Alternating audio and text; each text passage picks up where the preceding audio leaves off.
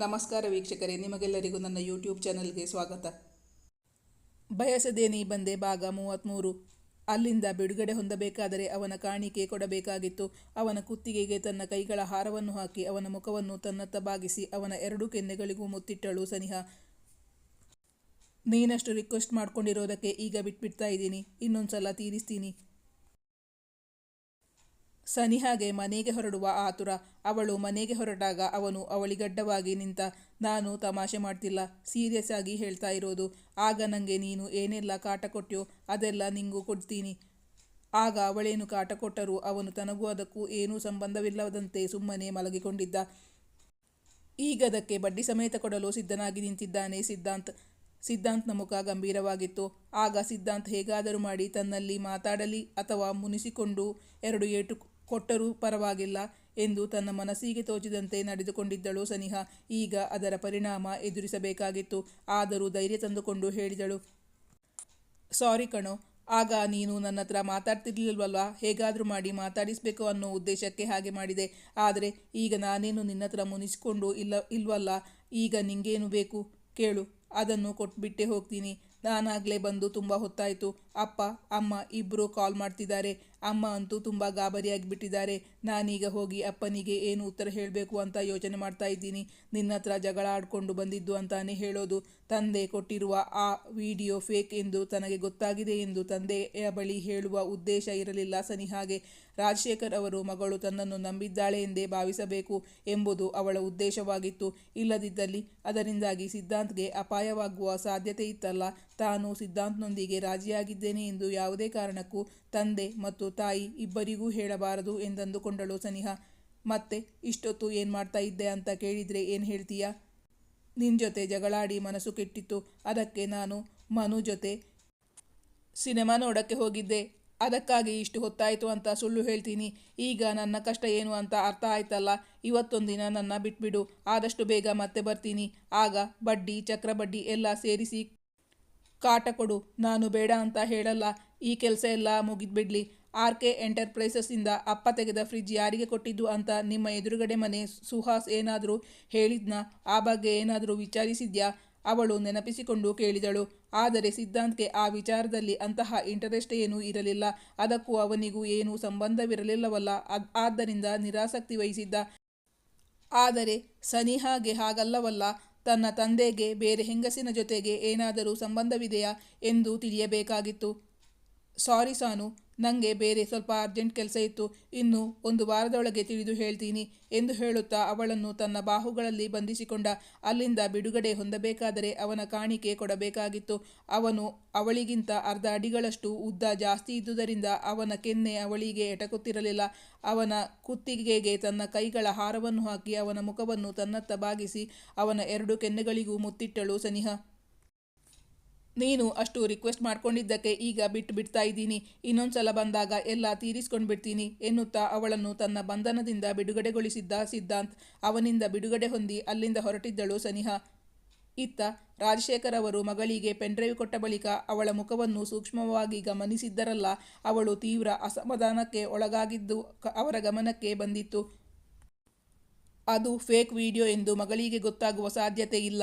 ಅದನ್ನು ಖಂಡಿತವಾಗಿಯೂ ನಂಬುತ್ತಾಳೆ ಎಂಬುದು ಅವರ ಅನಿಸಿಕೆಯಾಗಿತ್ತು. ಮಗಳು ಬರುವುದನ್ನೇ ಕಾಯುತ್ತಾ ಕುಳಿತಿದ್ದರು. ಅಷ್ಟರಲ್ಲಿ ಅವರಿಗೆ ಲಾಯರ್ ಪ್ರತಾಪ್ ಅವರ ಕಾಲ್ ಬಂದಿತ್ತು. ಪ್ರತಾಪ್ ಬಳಿ ಮಗಳಿಗೆ ಡೈವೋರ್ಸ್ ಕೊಡಿಸಬೇಕೆಂದು ಕೇಳಿಕೊಂಡಿದ್ದರಲ್ಲ. ಬಳಿಕ ರಾಜಶೇಖರ್ ಅವರು ಇಂದಿನವರೆಗೂ ಆ ಪ್ರಸ್ತಾಪವನ್ನೇ ಎತ್ತಿರಲಿಲ್ಲ. ಅದಕ್ಕಾಗಿ ಪ್ರತಾಪ್ ಕಾಲ್ ಮಾಡಿದ್ದರು. ರಾಜು, ಸಿದ್ಧಾಂತ್ಗೆ ಡೈವೋರ್ಸ್ ಕೊಡೋಕೆ ನಿನ್ನ ಮಗಳು ಒಪ್ಪಿಗೆ ಕೊಡ್ತಾ ಇಲ್ವಾ? ಆದಷ್ಟು ಬೇಗ ಕೇಸ್ ಫೈಲ್ ಮಾಡೋಣ ಅಂತ ಕೇಳ್ತಾ ಇದ್ದೀನಿ. ನಾನ್ಯಾಕೆ ಹೀಗೆ ಕೇಳ್ತಾ ಇದ್ದೀನಿ ಅಂದರೆ, ನಿನ್ನ ಮಗಳಿಗೆ ಎಷ್ಟು ಬೇಗ ಡೈವೋರ್ಸ್ ಸಿಗುತ್ತೋ ಅಷ್ಟು ಬೇಗ ಅವಳ ಹೊಸ ಜೀವನವನ್ನು ರೂಪಿಸಿಕೊಳ್ಳೋಕೆ ಅನುಕೂಲ ಆಗುತ್ತೆ ಅಲ್ವಾ ಕೇಳಿದರು. ಪ್ರತಾಪ್, ಇವತ್ತು ಸಾನು ಸಿದ್ಧಾಂತ್ ಮನೆಗೆ ಮಾತಾಡಿಕೊಂಡು ಬರ್ತೀನಿ ಅಂತ ಹೋಗಿದ್ದಾಳೆ. ಒಂದು ವೇಳೆ ಅವರಿಬ್ಬರ ಸಂಬಂಧ ಸರಿ ಹೋಗುತ್ತಾ ಅಂತ ಟ್ರೈ ಮಾಡ್ತಾ ಇದ್ದೀವಿ. ನಾವು ಪೇರೆಂಟ್ಸ್ ಆಗಿ ಮಕ್ಕಳ ಡೈವೋರ್ಸ್ ಬಯಸಬಾರ್ದು ಅಲ್ವಾ? ಆ ಬಗ್ಗೆ ಪ್ರಯತ್ನ ನಡೀತಾ ಇದೆ ಎಂದು ಸುಳ್ಳು ಹೇಳಿಬಿಟ್ಟಿದ್ದರು ರಾಜಶೇಖರ್. ಓ ಹೌದಾ, ನನಗೆ ಗೊತ್ತೇ ಇರಲಿಲ್ಲ. ಅವರಿಬ್ಬರ ಜೀವನ ಸರಿ ಹೋದರೆ ಒಳ್ಳೆಯದಾಯಿತು, ಇಲ್ಲಾಂದರೆ ಡೈವೋರ್ಸ್ ತಗೊಳ್ಳೋದು ಇದ್ದೇ ಇದೆಯಲ್ಲ ಎಂದು ತಮ್ಮ ಕರೆ ಸ್ಥಗಿತಗೊಳಿಸಿದ್ದರು ಪ್ರತಾಪ್. ಆದರೆ ರಾಜಶೇಖರ್ ಅವರ ಪ್ಲಾನ್ ಬೇರೆಯದೇ ಆಗಿತ್ತು.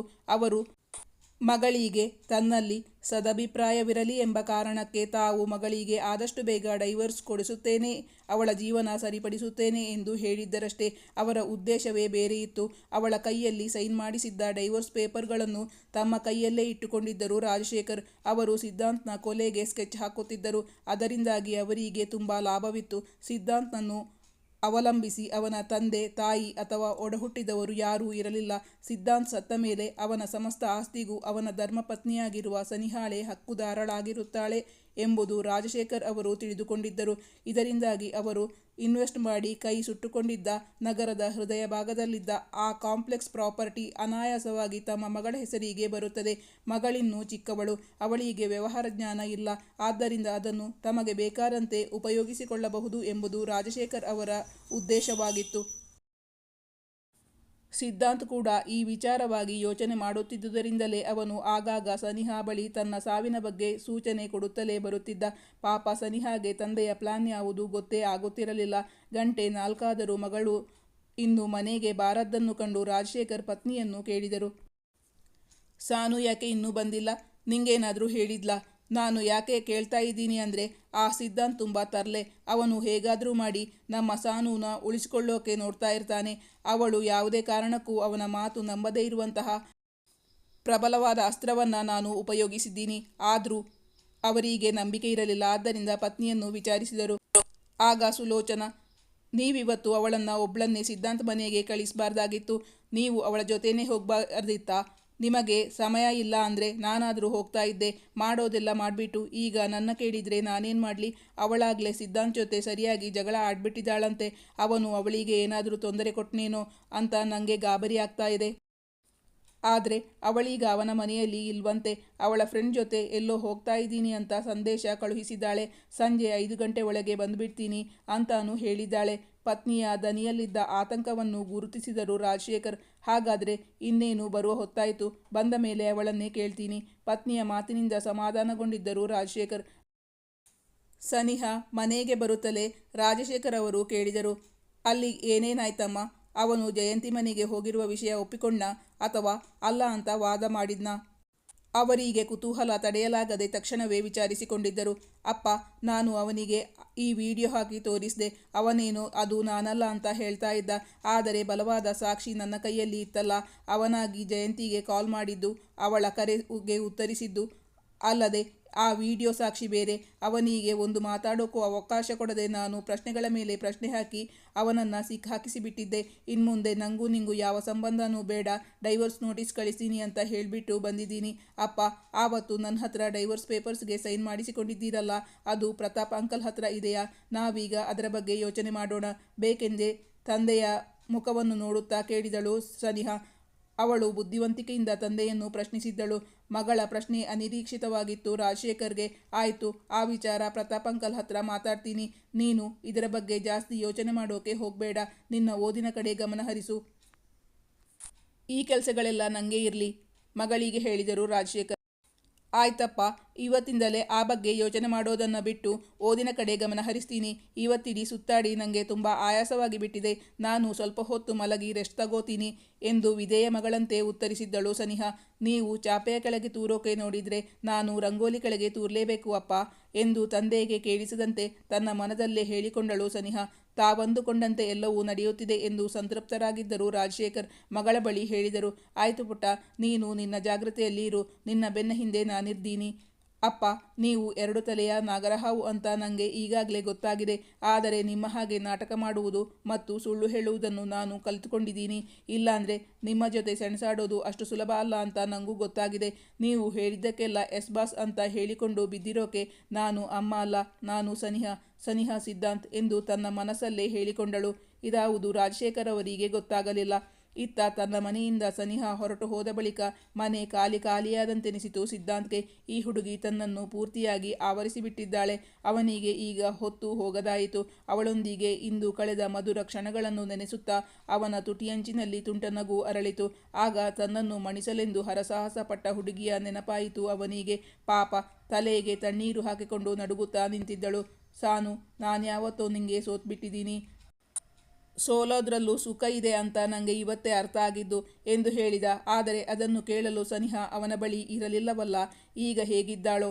ಶೀತ ಜ್ವರ ಬಂದು ಮಲಗಿಬಿಡದಿದ್ದರೆ ಸಾಕು. ಆಗ ತನ್ನ ಮೈಮೇಲೆ ಹತ್ತಿ ಪಕ್ಕಕ್ಕೆ ಜಿಗಿದಾಗ ಅವನು ಅವಳನ್ನು ಹಾಗೆ ಅಪ್ಪಿ ತನ್ನೊಳಗೆ ಸೇರಿಸಿಕೊಳ್ಳಬೇಕೆಂಬ ಉತ್ಕಟೇಚ್ಛೆ ಉಂಟಾಗಿತ್ತು ಅವನಿಗೆ. ಆದರೆ ಬಲವಂತದಿಂದ ತಡೆಹಿಡಿದಿದ್ದ. ಅವನಿಗೆ ತಡೆಯಲಾಗಲಿಲ್ಲ. ಅವಳಿಗೊಂದು ಸಂದೇಶ ಕಳುಹಿಸಿದ. ಸಾನು, ಈಗ ಹೇಗಿದ್ದೀಯಾ?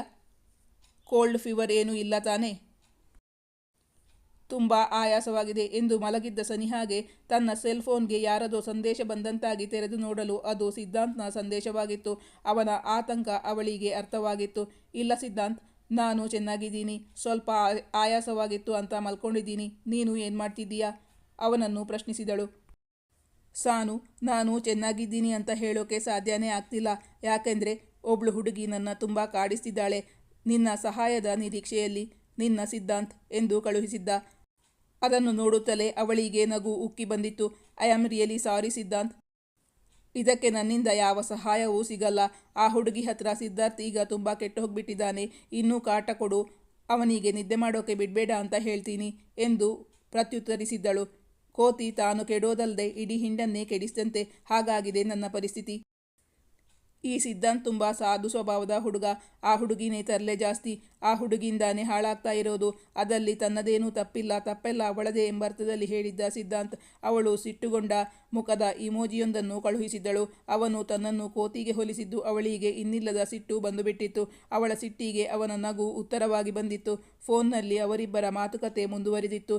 ಇತ್ತ ಇದೇ ಸಂದರ್ಭದಲ್ಲಿ ಸಿದ್ಧಾಂತ್ನ ಕೊಲೆಗಾಗಿ ಸ್ಕೆಚ್ ರೂಪಿಸುತ್ತಿದ್ದರು ರಾಜಶೇಖರ್. ಇದಾವುದು ಅರಿವಿಲ್ಲದೆ ಸಿದ್ಧಾಂತ್ ಮತ್ತು ಸನಿಹಾ ತಮ್ಮದೇ ಲೋಕದಲ್ಲಿ ವಿಹರಿಸುತ್ತಿದ್ದರು. ಸುಲೋಚನಾ ಅವರು ಮಗಳನ್ನು ಊಟಕ್ಕೆ ಕರೆಯುವವರೆಗೂ ಅವರಿಬ್ಬರ ಸಂಭಾಷಣೆ ಮುಂದುವರಿದಿತ್ತು.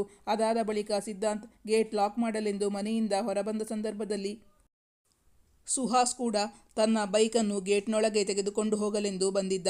ಇಬ್ಬರು ಮಾತುಕತೆ ಶುರು ಹಚ್ಚಿಕೊಂಡರು. ಮಾತಾಡುತ್ತಾ ಸಿದ್ಧಾಂತ್ ಅಂದು ನಡೆದ ಘಟನೆಯನ್ನು ವಿವರಿಸಿ, ಆ ಫ್ರಿಡ್ಜ್ ಯಾರು ಖರೀದಿಸಿದ್ದು? ಆವತ್ತು ನಾನು ಅಲ್ಲಿಗೆ ಬಂದಿದ್ನಲ್ಲ, ಆಗ ತುಂಬ ಗಲಾಟೆ ಮಾಡ್ತಾ ಇದ್ರು. ಈಗ ಆ ಫ್ರಿಡ್ಜ್ ಸರಿ ಹೋಯ್ತಾ ಎಂದು ಏನೂ ಗೊತ್ತಿಲ್ಲದವನಂತೆ ಅವನನ್ನು ಪ್ರಶ್ನಿಸಿದ್ದ ಸಿದ್ಧಾಂತ್. ಅದು ರಾಜಶೇಖರ್ ಅಂತ ಅವರು ತಮ್ಮ ಆಫೀಸ್ನಲ್ಲಿ ಕೆಲಸ ಮಾಡ್ತಾ ಇರೋ ರಜನಿ ಅನ್ನೋರಿಗೆ ಆ ಫ್ರಿಡ್ಜ್ ಖರೀದಿಸಿಕೊಟ್ಟಿದ್ದು. ಸಿದ್ಧಾಂತ್ ಈಗ ವಿಷಯಕ್ಕೆ ಬಂದುಬಿಟ್ಟಿದ್ದ. ಅಂದರೆ ರಾಜಶೇಖರ್ ಅವರು ತಮ್ಮ ಕೈ ಕೆಳಗೆ ಕೆಲಸ ಮಾಡುವವರಿಗೆ ಫ್ರಿಡ್ಜ್ ಖರೀದಿಸಿಕೊಡ್ತಾರಾ? ಹಾಗಾದರೆ ಅವರಲ್ಲಿ ಕೆಲಸ ಮಾಡುವವರು ತುಂಬ ಲಕ್ಕಿ ಅನಿಸುತ್ತೆ. ಆಶ್ಚರ್ಯದಿಂದ ಮತ್ತೆ ಪ್ರಶ್ನಿಸಿದ್ದ ಸಿದ್ಧಾಂತ್. ಅದು ಎಲ್ರಿಗೂ ತೆಗೆದುಕೊಡಲ್ಲ, ರಜನಿ ಅವರಿಗೆ ಮಾತ್ರ ಎಂದು ಉತ್ತರಿಸುವಾಗ ಸುಹಾಸ್ನ ಮುಖದ ಭಾವನೆ ಬದಲಾಯಿತು. ಅದೆಲ್ಲ ದೊಡ್ಡವರ ವಿಷಯ ಸರ್, ನಮಗೇಕೆ? ದೊಡ್ಡವರು ಏನು ಮಾಡಿದ್ರು ಸರಿ, ನಮ್ಮಂಥವರು ಮಾಡಿದರೆ ಇಲಿ ಹೋದಲ್ಲಿ ಹುಲಿ ಹೋಯ್ತು ಅಂತ ಹೇಳ್ಕೊಂಡು ಬರ್ತಾರೆ. ಸುಹಾಸ್ಗೆ ಆ ಬಗ್ಗೆ ಹೆಚ್ಚು ಹೇಳುವ ಆಸಕ್ತಿ ಇಲ್ಲ ಎಂದು ಗೊತ್ತಾಯಿತು ಸಿದ್ಧಾಂತ್ಗೆ. ಮುಂದಿನ ಭಾಗದಲ್ಲಿ ಕತೆ ಮುಂದುವರಿಯುವುದು. ವೀಕ್ಷಕರೇ, ನಿಮ್ಮ ಅನಿಸಿಕೆ ಅಭಿಪ್ರಾಯವನ್ನು ಕಮೆಂಟ್ ಮಾಡಿ ತಿಳಿಸಿ. Thank you for watching.